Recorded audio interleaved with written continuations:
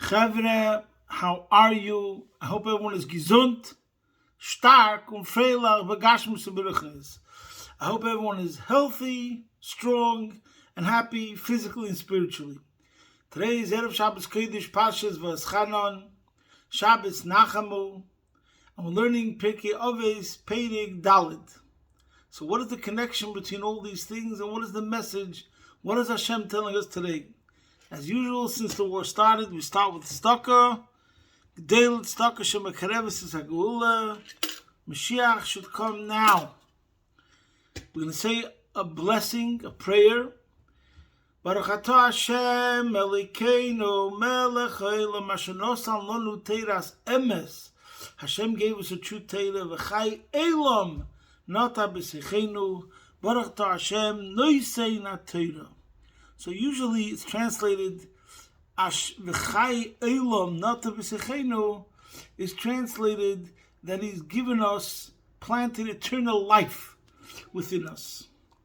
But I once saw, which doesn't necessarily mean life on this planet Earth. It means He gave us the true life, spiritual life, through giving us a Torah.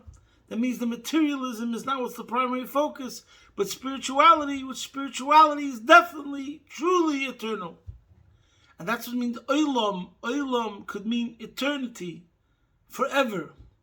But I once saw a pshat, could be even in the Maimon of Frierdiker Rebbe, that it also means v'chai olam, a true life on this planet Earth, not abisechenu. Through giving us a Torah, and Torah shows us how to lead an exemplary life, we have a true life. Not only because it's spiritual, because it's part of a better life. And this is something that Rebbe would emphasize all the time. The Chalal, the Rebbe's approach for this generation, wasn't only that living a life of Torah and mitzvahs is something that will give you a purpose and a meaning in life, but it means that because you have a purpose and a meaning in life, your physical life is a better life. You're truly happier. And that's the Rebbe's way about Toiv Anireh V'Nigla. And therefore also in this week's Parsha, like we spoke already a couple of times since we started Sefer Dvarim. Dvarim is Achsidish V'Abring with Moshe Rabbeinu and all the Pesukim. And in this week's Parsha, wow, we have the Aseres HaDibros, we have Shema Yisrael, Parsha Rishon of Krishma, and we have many Pesukim, Ata Horei Solodas, and we have Yadaita Yoim, and we have V'atem Adveikim, and this is the point I want to bring on now, V'atem Adveikim B'Hashem Elokeichem Chaim Kulchem Hayom. If you want to have Pasha, a good life, and a good life on every single level, physical, simple, Pasha, the meaning of the word life, so V'atem Adveikim B'Hashem Elokeichem. Choose Hashem, choose a life of Torah and mitzvahs, and you'll have a better physical life. So that's also the meaning of the bracha and the prayer and the thanks and gratitude that we give Hashem. Asher nosan lanu teiras emes v'chai elam nata b'seichenu, a good life on this planet Earth with Torah and mitzvahs. So in that vein, we have a fascinating halacha that we learn out from this week's parsha. One of the things that it speaks about is Orei Miklot. And the pasuk says over there, V'nosal achas min ha'orim ha'el, that the unintentional murderer, the one who killed someone, Meshegeg, runs to one of these cities of refuge, V'choy, so that he should live. And the Gemara learns out from this, Omer Reb Yitzchak, my krov v'nosal achas min ha'orim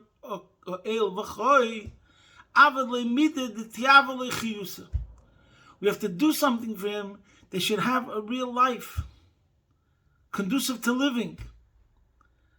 And from this we learn out that Maglin Rabbi Imoy Shenemar V'choy, that if you have a student, the teacher of the student also has to go into exile with the student, so that the student should have a life. And this also brought down a Rambam in Hilchos Shetzeach Reish Perek Zayin. The Rambam brings it down the halacha that if a student goes into exile, the teacher has to go with him. The Rambam says, Bali Chochma V'Aksheh, those that are knowledgeable people and seeking wisdom. And he has to have his teacher to teach him Torah, because below Talmud Torah kamisa chshuvin. Because without Talmud Torah, it's considered like they're not alive. What I'm going to say today is just one part of a Sikha of the Rebbe in Chelik Chof Tes. Over there, the Rebbe goes much more barichas at length. One of the things the Rebbe talks about, which I'm not getting into, which is a beautiful point, about the idea that it has to be Balei Chochma Mvaksher. We're talking about a person who seeks wisdom, who's seeking spirituality. And for such a person who's a seeker and thirsty and hungry and wants, without spirituality, without a teacher, it's like he's not alive. See there. I'm going to speak one point of that sikha, but before we get to that, I want to connect it with a general subject about teachers, influencers.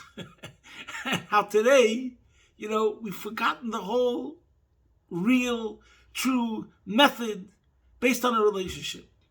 It's so interesting that today, everyone who's a personality on internet is called influencer. The word in Hebrew for the influencer is mashpia. I'm a so-called mashpia in the yeshiva. But the word mashpia, and I heard this from the Rebbe himself, comes from the word shefa. And shefa, in Chassidus, there's a discussion about the difference between shefa and oir. Oir is light, which is an emanation, a ray, which comes out of a source. The sun emits light. But shefa there's a mashpia teacher, and he gives shefa, he gives something to the student. One of the major discussions between the difference between the oir and moir and the shefa and the mashpia, the Rebbe said a word, if I remember correctly, as shefa muss kosten the mashpia gesund. It goes from the mashpia to the makabel. It leaves the mashpia. He gives of himself to the student. And therefore makes a huge difference how he's involved in the hashpah. Oir and moir, we say the oir, the light, doesn't make a shini by the moir, by the luminary, by the sun. Makes no difference whether the sun is emitting light. There's no before, there's no after. The sun is always giving out this ray, and it doesn't affect the sun. You have the sun, it's illuminating an apartment building. In one apartment, someone's taking a suntan. In another apartment, someone's using the magnifying glass to start a fire. And an apartment, there's a cat that's getting warmed up by the rays of the sun in the morning. It makes no difference to the sun what's happening where through the rays of the sun. But the mashpia, shefa, Chassidus explains that before the class, the teacher prepares. During the class, he's completely vernommen. He's occupied, zugetragen, with his full attention to the student. And afterwards, he gets enjoyment that the student understands. It's very frustrating the student didn't get it. So it makes a huge difference because he's much more involved. The pneumius in the hashpah that he gives. But wait a second, I really jumped ahead. So now, this word that we're talking about, the teacher-student, that the teacher has to go into exile with the student, just shows to what degree the teacher-student relationship is. And the contrast, if we talk about an influencer, you make a shir, you give a talk, and that's it, and you're influencing people, and you're called an influencer. That's a real influencer. A real influencer means you're totally involved in that person's life, the one who you're trying to influence, and you will influence.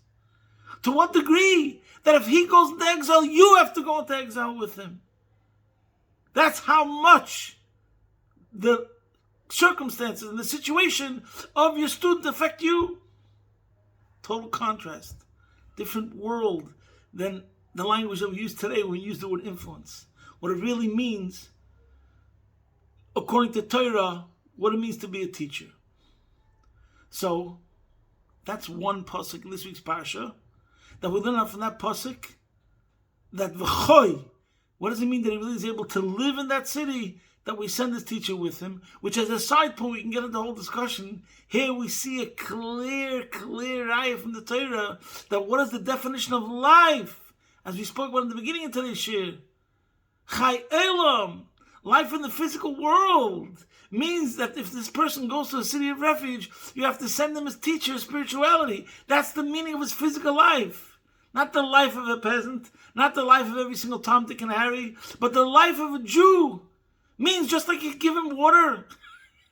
You have to make sure he has water and electricity, and he has the bare necessities. In the same way, you have to send with him a teacher to teach him Torah. And if he doesn't have that, he doesn't have a life. But now, I want to connect it with another pasuk in this week's parsha, which in a way, that pasuk says it all. What does Rashi say in the pasuk? V'shinantam levanecha, v'shinantam levanecha ela talmidim. We find all over that students are called children. We once spoke about this Rashi, a different sikha of the Rebbe. But this time we'll stress some different points. So first of all, over here you see straight away, he says all over students are called children. So right away that's another foundation. It's another yisoid on the whole concept that we're talking about influencer and teacher. By Yiddishkeit, being a teacher means like these are your children. And because of that, everything is different. It starts out of the love. And because of the love, there's going to come the care, the trust, and the respect. It's a whole different thing. Starting see the Alter Rebbe in Igeres HaKodesh Tes Vov, where he talks about teaching and a teacher, and he gives an example of a teacher, a father teaching a son. And he says, he talks about a real idea of a teacher, and he connects it to the attribute of Yisoid, connecting. You're bonding with your child. The ultimate example is the father teaching with his son. So when he's learning with him,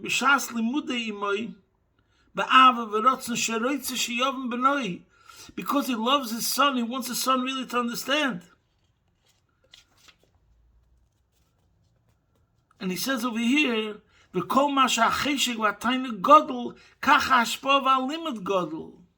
not learning with him because it's a job. You're not learning with him because you have to. You enjoy it. This is your pleasure. This is your desire and delight. And in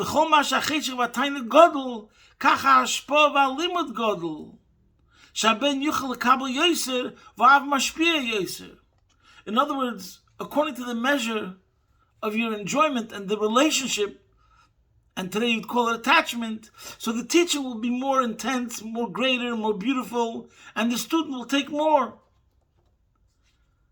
And what better expression, manifestation of this concept than in the same parsha, this law that when the student has to go into exile, you have to go into exile with him. Parents have the children's back. Where you go, I go. So of course the teacher is going with his son. He wants to make sure he still loves his son. He wants to make sure his son is going to survive. Not only survive, thrive in the Ir Miklat. How amazing is that? So it goes together. Where do we see an expression of this idea of Vishinantam Levanecha? Elo Talmidim. No better example in the idea that Talmud, which went into exile, so the rabbi also has to go into exile because he's like your child. Now, interestingly, there is also the pasuk later on in Parshas, the second Parsha of Shema, which I think is in Parshas Eikev. There's a whole discussion of the difference between Parsha Yeshena of Shema and Parsha Shnia. It's interesting that in this week's Parsha, the word is Vishinantam Levanecha, and in Parsha Yeshena of Krishma, but in Parsha Shnia it says Lamadatem as Benechem. So there's Limud and there's Vishinantam. So, whatever, I'm sure there's a major discussions about this.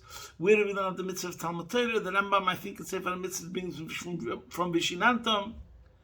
And that itself is pretty interesting, because that means the mitzvah itself of learning Torah, we learn out from a pasuk which says, Vishinantam levanecha. What about a mitzvah of learning Torah for yourself? Not only Vishinantam levanecha. And maybe you could say, B'derech drush, you could say that this is a commandment. Everybody has to make himself a teacher. It's not only that you should learn Torah for yourself. You should learn Torah in such a way that you could teach Torah. That's a real sign that you're learning properly, when your learning is done in such a way that you can give it over to somebody else. And that's how you're meant to learn Torah. Now, I saw a vort. I just opened up the Kahas Chumash, and they bring down a vort from the Frierdiker Rebbe, side point, which has nothing to do primarily with what we're talking about, but it's still so unbelievable that I'm going to mention it. This is from Sefer HaSichos, Tafshin Gimel, Amud 46, and I'm going to read to you what the Frierdiker Rebbe says inside. Es steht Vishinantam levanecha, und noch dem steht Ulemadatem v'goymer. He says, first we have Parshas V'eschanan, where the pasuk says Vishinantam. Later on, in the next Parsha, we see Ulemadatem.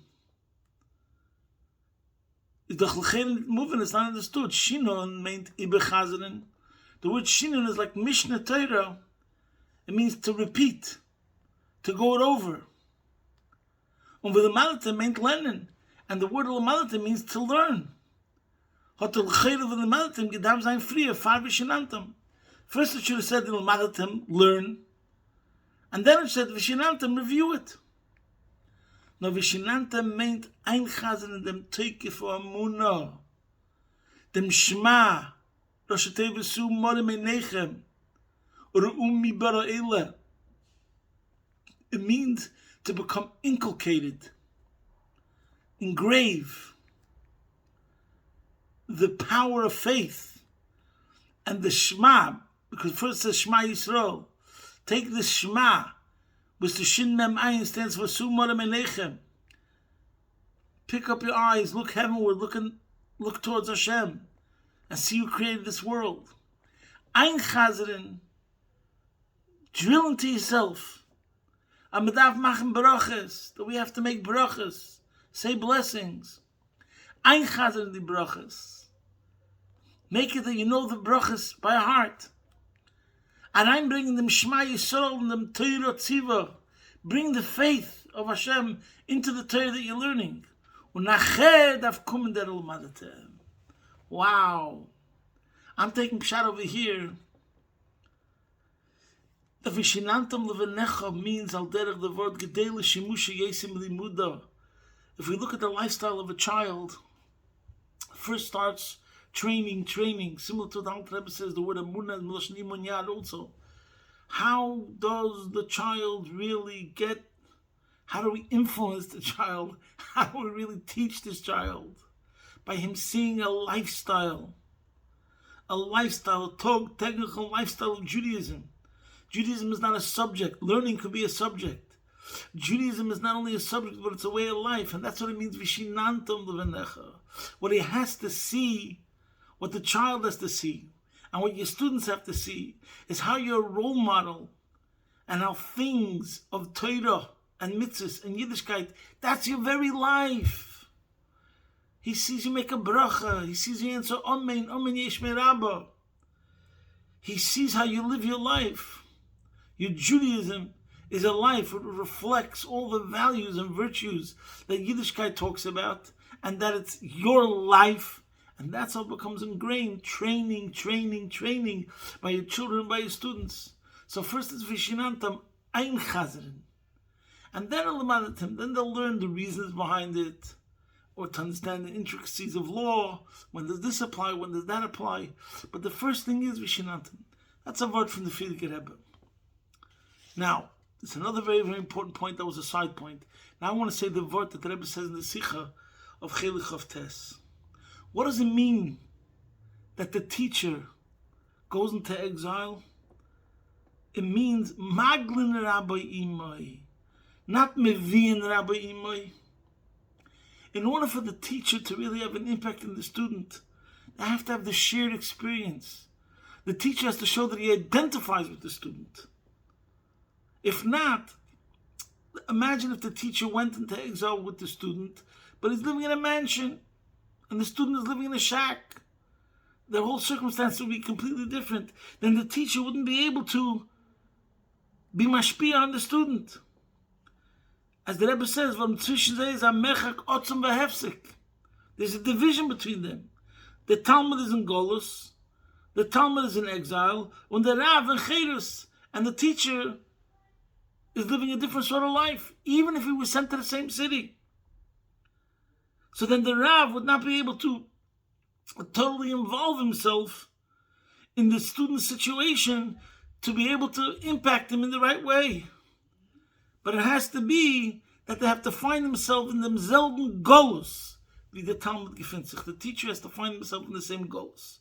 So again, getting back to the idea of respect and trust and identifying, the teacher has to lower himself to the realm of the student in order that they should be able to relate b'pnimius.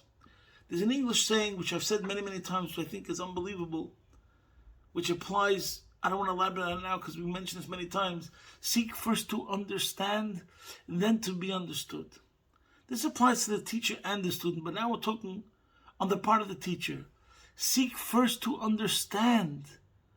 You have to understand who you're dealing with. And that's what it means over here, that the teacher is sent into Golus also. If he's not in Golus, if he doesn't have that, so we call it empathy, then he won't be able to relate to the student properly.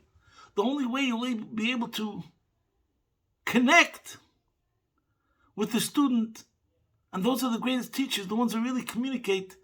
But why do they communicate? Because they connect. How are you able to connect? Because you put yourself into his mindset. That's what it's all about. When you're sharing similar experiences, then you can relate, then you can teach, then you connect, and then you're able to help him. Otherwise, you won't be able to help him. And the Sikh over there in Chilik of Teres, the Rebbe's whole word is that the same thing is like Abba the Eibishter, Magid Varov Liyakir Chokov Mishpatov. We're in Golus. Hashem is with us. Mamish with us. Shchinta Begalusa. Just like the teacher is with the student, Hashem is with us, experiencing the Golus. B'chol tzarosam lo yitzar. He feels the pain. And therefore, he will even bring Mashiach to redeem himself, Kaviyachol. See there. So, the Rebbe in the Sikh over there finishes off with the idea of Golus. We're in Golus. We have to realize that we're empowered being in Golus by knowing that Hashem is with us. And that's the most important message. I want to connect it to Pirkei Avos this week, which is a very phenomenal Mishnah. Let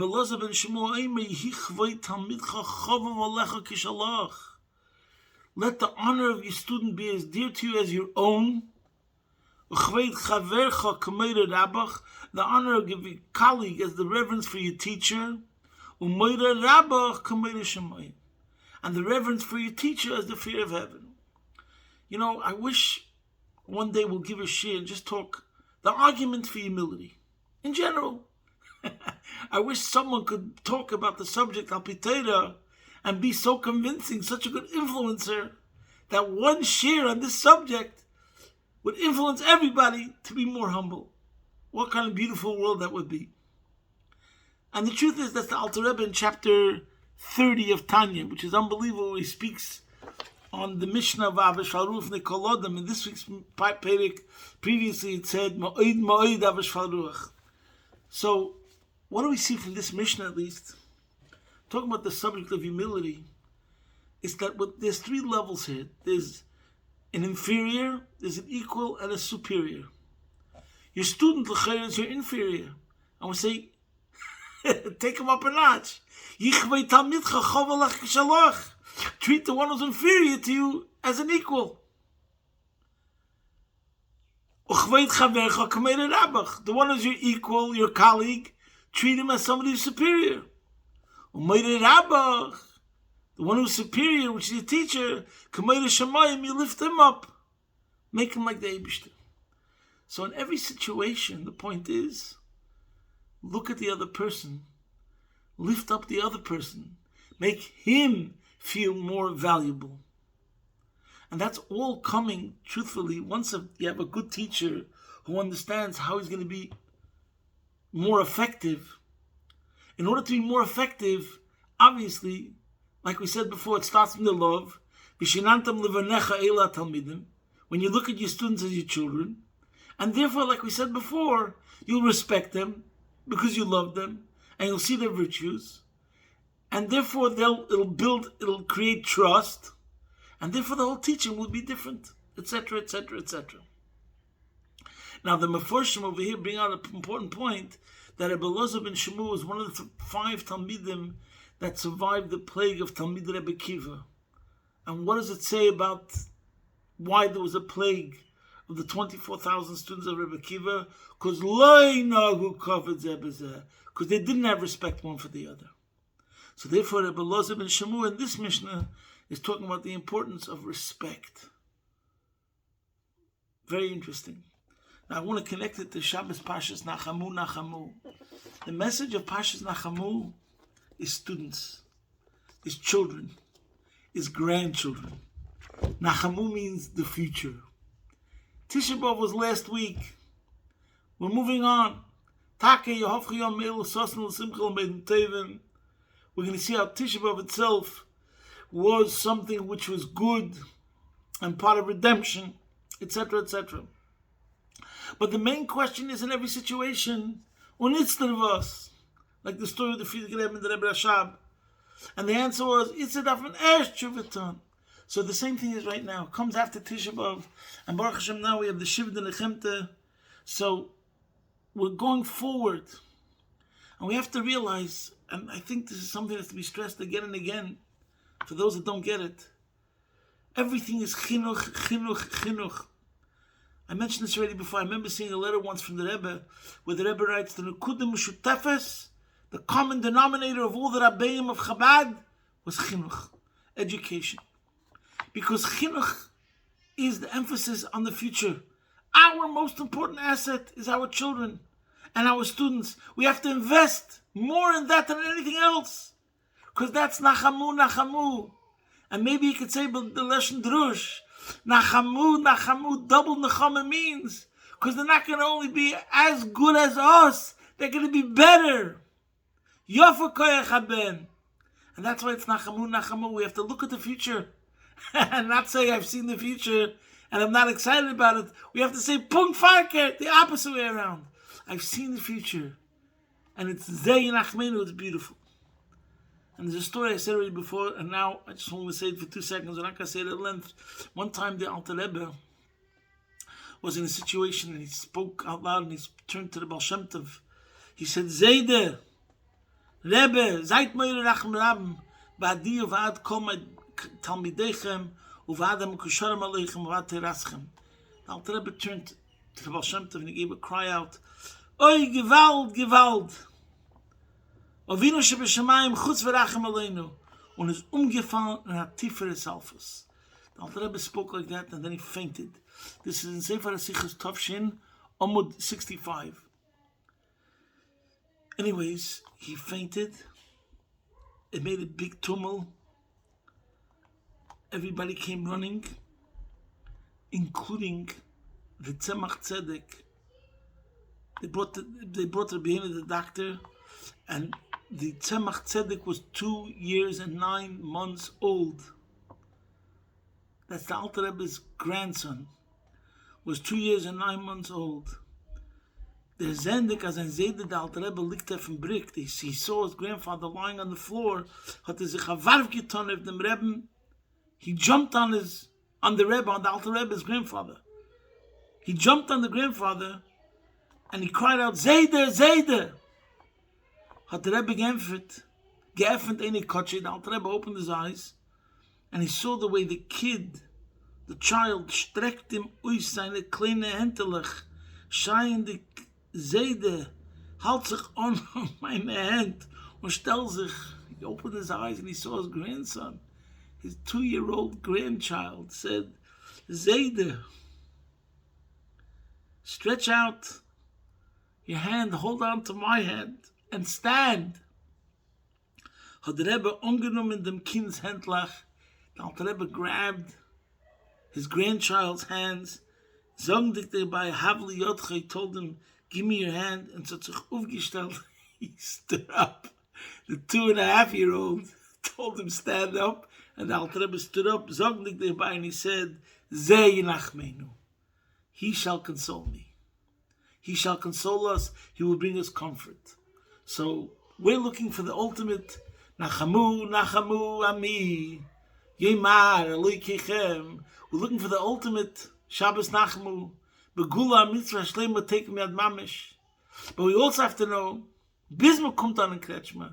Every single day, every single minute, we have to focus and understand that our primary energies and resources have to be focused on the youth, our children, our grandchildren, our students, because this is the future. It's going to be the kin, the lach. They're going to bring Mashiach. Take it from me, Ad Mamish, the Meiri V'Yameinu, Amen. Posting from my home, Be'ez Hashem Yisborach, your man in Melbourne.